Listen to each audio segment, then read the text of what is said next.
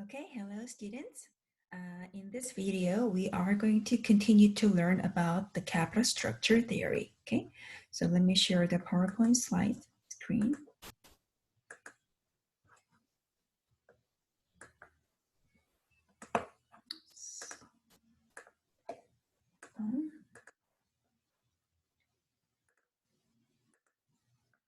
Okay, so this is the very one slide that I wanted you to take away from the previous lecture. Okay, so recall that in the previous lecture, we were investigating the capital structure theory. In other words, the relationship between the firm's value and its capital structure in a perfect world. Okay, so if the world is perfect, then the value of the firm was not affected by the firm's capital structure. Whether it's levered or unlevered, the firm value remained the same. Another way to put it is to express that in terms of the WACC of the company. If the world is perfect, the firm's overall cost of capital, which is summarized by its WACC, remains constant, unchanging at RU, the expected return of unlevered company. Okay, but even in the perfect capital market, even in the perfect world, there are two things that do change with the leverage. The first one is return to equity holders. Second one is the risk to equity holders. So this is the finance 101. In finance, risk and return always go together hand in hand. Return in finance, the return always increase to match higher risk. Okay, so this is due, and the risk to equity holders increase with the leverage because equity holders are residual claim holders.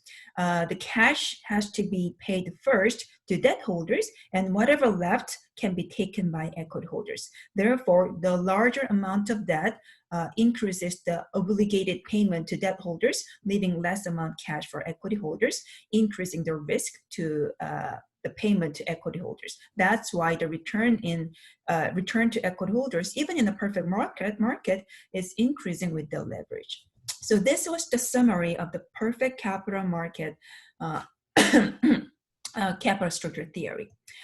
But this nice outcome holds true if and only if all of the perfect world assumptions hold true as a set. But looking at the perfect world, each of the perfect world assumptions, no one is right. None of the assumptions, if any, holds true in the real world. So in other words, it means that in real world, it's likely that the capital structure will matter, okay?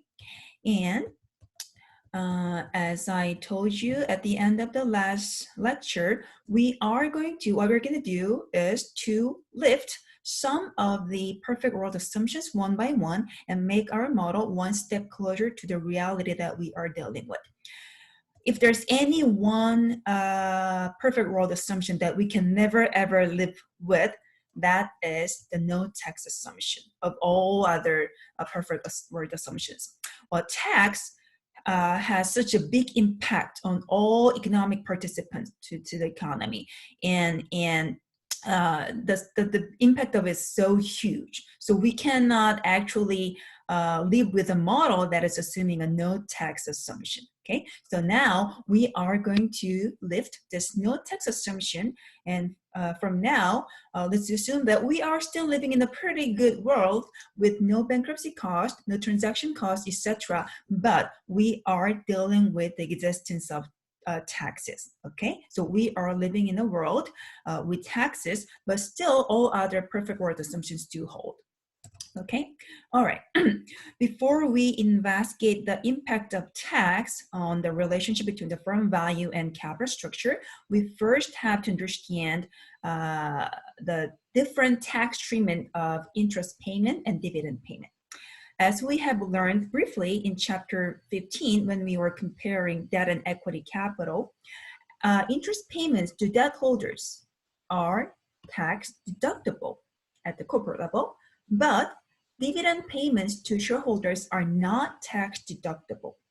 Okay, so the reduction in corporate taxes due to interest payment is called interest tax shield.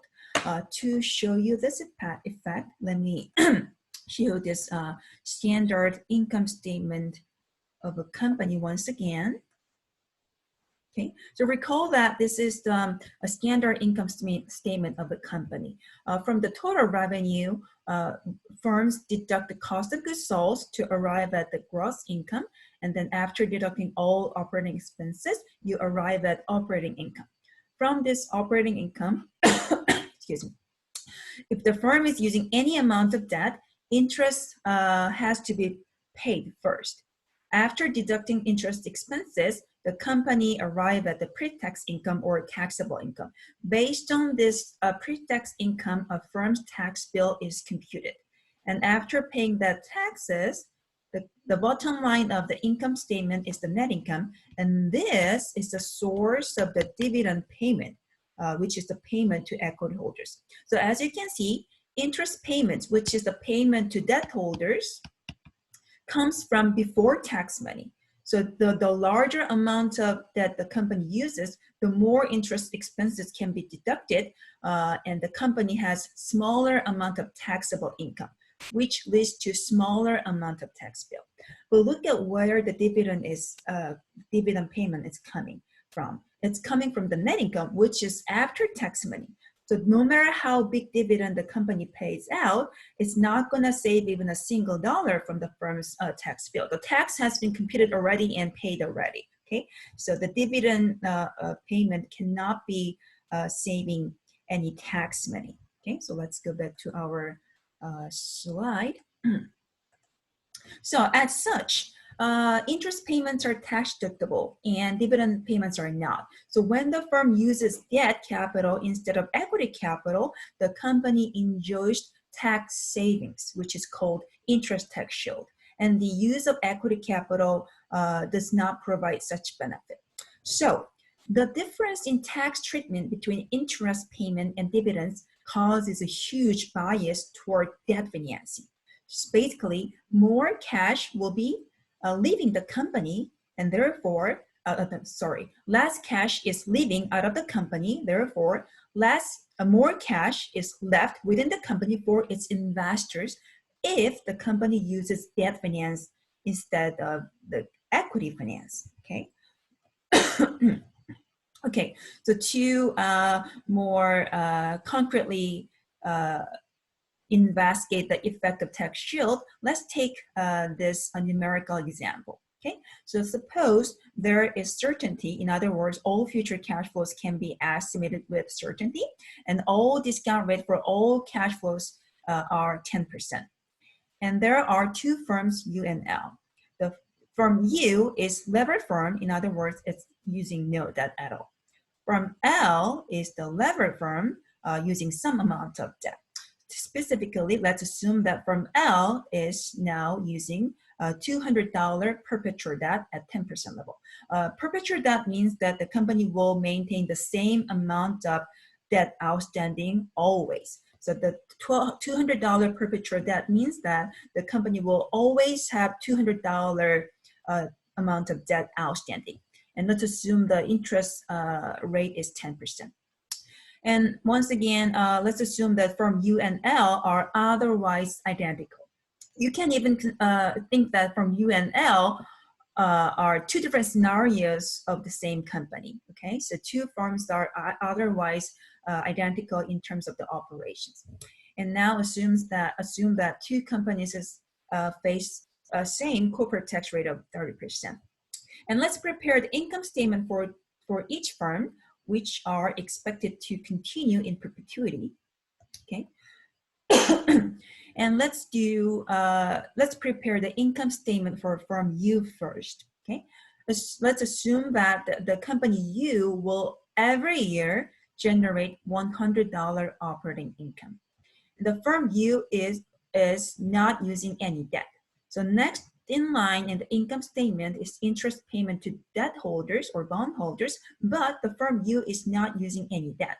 So annual interest payment amount for firm U will be $0. So the entire operating income, $100, will be subject to taxes. And applying the 30% tax rate, annual tax bill for firm U will be $30. And after deducting taxes from its pre-tax income, the net income for firm use shareholders will be $70 every year. So remember that this will continue in perpetuity every year. So it's like the company will keep generating $70 cash available for its shareholders every year in perpetuity. And assuming the 10% discount rate and using the perpetuity model, so the company will keep generating $70 cash for its shareholders and using the 10% discount rate and using the perpetuity model, the present value of the firm use equity will be 700, okay? And the firm has no debt outstanding, therefore the value of firm use debt will be 0. And the total value of the firm's firm use value will be $700, okay? And now let's prepare the income statement for firm L, okay? We have assumed that firm L is identical to firm U in terms of the operation. So the firm L will also generate $100 operating income every year. Now, the difference between firm L and firm U is the use of debt. Remember that we had assumed firm L has $200 debt outstanding at 10% rate. So annual interest expenses for firm L will be $20. After deducting interest expenses from its operating income, the firm L will have $80 pre-tax income or taxable income. Now, once again, applying the same 30% corporate tax rate, the annual tax amount for firm L will be $24. And after deducting taxes from its pre-tax income, net income left for firm L's shareholders will be $56 every year. And now, once again, assuming the perpetuity model, you know, it's like the firm L will generate $56 cash every year for its equity holders at 10% discount rate, and using the perpetuity model, the value of firm L's equity will be $560. And equally, using the perpetuity model, the firm L is paying $20 cash to its debt holders every year, and using the perpetuity model and 10% discount rate, the value of firm L's debt is $200, which is same as perpetual debt amount. And combining, the value of the firm L is $760. Let's compare that to the value of firm U, which is $700.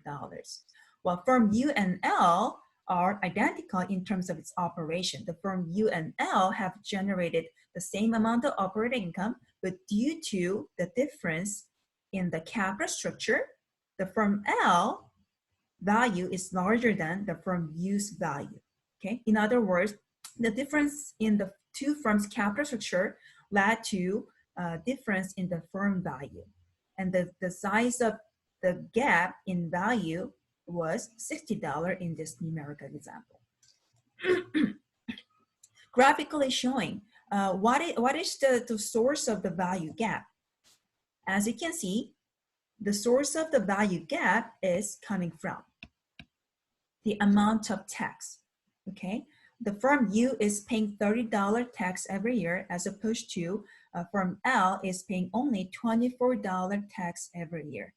And when this repeats in perpetuity every year, the present value of the total tax saving effect results into the $60 gap in the firm's value, okay? And as you can see from this graph, even when the two firms are generating same amount of pre-tax cash flow, a smaller amount of tax is paid when the firm is using debt, as opposed to it's not using any debt, okay, due to the interest tax shield generated from the use of debt, okay?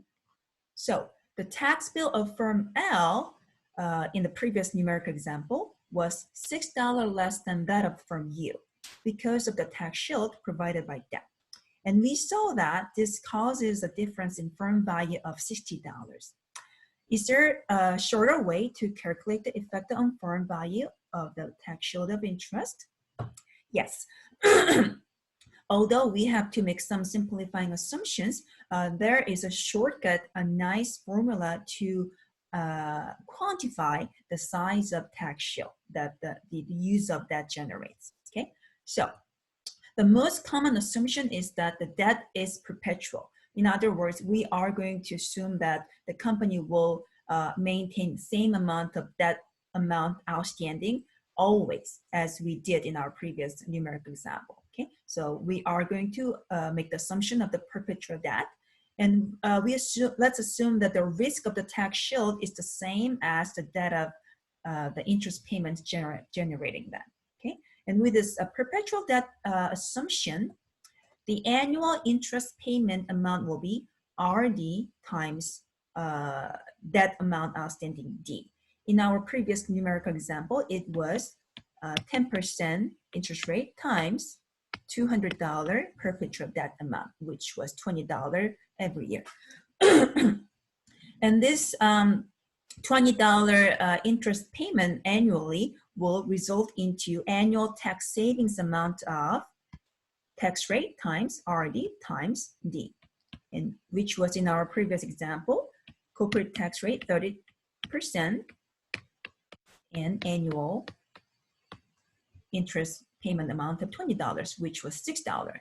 So in our previous numerical example, we had seen that firm L pays $24 as tax every year, as opposed to firm U is paying $30 taxes every year, which was $6 gap in tax savings. Okay, well, with the perpetual debt, this amount of tax savings will repeat every year in perpetuity. And then applying the perpetuity model, we can write that the total value of the tax shield in present value term will be written like this: the annual tax savings amount, which is corporate tax rate times cost of debt times perpetual debt amount D, divided by cost of debt. That is possible because we have assumed that the risk of tax shields is the same as the risk of interest payments generating them. Now, RD will cancel out in both numerator and denominator, arriving at this equation. The present value of the total tax shield with a perpetual debt assumption is corporate tax rate times the perpetual debt amount D. Okay, so we can quantify the size of tax shield using this nice and simple equation. Okay, then with this equation, now we can update the M&M proposition 1. Recall that previously we had this.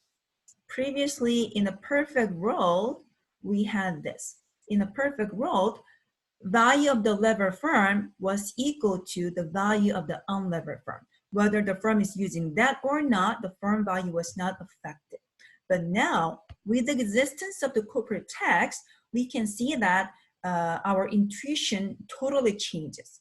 Now, with the presence of the corporate tax existence, the value of the levered firm is always larger than the value of the unlevered firm by how much? By the size of present value of the tax shield, which can be summarized as corporate tax rate times perpetual debt amount D with a perpetual debt assumption. Okay. Now, as you can see, our intuition has totally changed. Beforehand, in the perfect world, we have seen that the firm value is not affected by the firm's capital structure choice. Now we are seeing that with the presence of corporate tax, the value is so much affected by the firm's capital structure to the point that the theory is suggesting a 100% debt financing, because the firm value is maximized when the firm is using more debt. Okay. Well, let's go back to our previous pizza analogy. Previously, we said that the whole size of pizza is not affected no matter how you carve it up. Regardless of the way you carve it up, the total size of the pizza, combining the debt holder slice and equity holder slice, the whole size of the whole pizza remained the same. But now, with the presence of corporate taxes, that will change. That statement will change. Now, with the presence of the corporate taxes, there's one more third party who is not an investor of the company, but still claiming a slice from the firm's pizza, which is government, IRS. Okay, so with the presence of corporate taxes, government will take out one slice from the firm's pizza. And now, to maximize the firm's value, the combined size of equity slice and debt slice, our goal is to minimize the government slice, okay? And in the world with taxes, the way we mix the debt and equity affects the size of the government slice. More specifically, the way to minimize the government slice of the pizza is to use more debt. Because when we use more debt, we can enjoy more tax savings, and therefore we pay less amount of cash as tax, and we can minimize the government slice of the pizza. Okay, so this is how cutting the pie differently can make the pie larger. The government takes a smaller slice of the pie. Okay. All right, now we can rewrite the relationship from the perspective of the WACC. Now let's write the whole WACC equation. Previously, with in a perfect world, we had zero corporate tax rate. So we had this pre-tax WACC equation, but now with the presence of taxes, we can write this full WACC equation. And now let's rearrange the equation a little bit. So the first term, so solving out the equation, the bracket, we have the first term and the second term. As you can see, the first term is nothing but the pre-tax WACC we had seen before. Okay, so this always remain constant at RU. But with the presence of taxes, we have this additional term.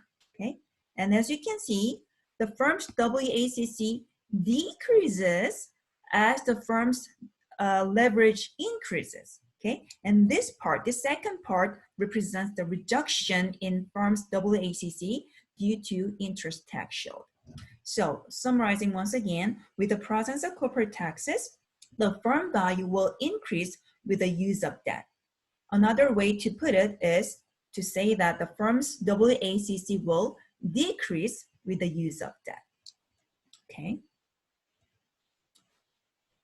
And now we can also rewrite the M&M proposition 2 as well, corrected for corporate taxes. I'm not going to go through the detailed numerical or mathematical statistical derivation, but let me just emphasize that we have this one additional term. The relationship still resembles the previous one a lot, but we just have this one more term attached to the equation, 1 minus tax rate. So what does the adjusted M&M proposition 2 say? Well, as before, still, the expected return on equity will do monotonically and linearly increase with the firm's debt to equity ratio, the leverage, but at a slower rate than before, at an attenuated rate than before. Okay. Well, another way to understand this is to see it visually, graphically. Okay. So the lines, the dashed lines represent the outcome in the perfect world. In a perfect world, we have seen that the firm's cost of debt will remain constant regardless of its capital structure ratio, but return on equity will linearly increase with the firm's debt to equity ratio, and the combined effect of the two will be constant WACC.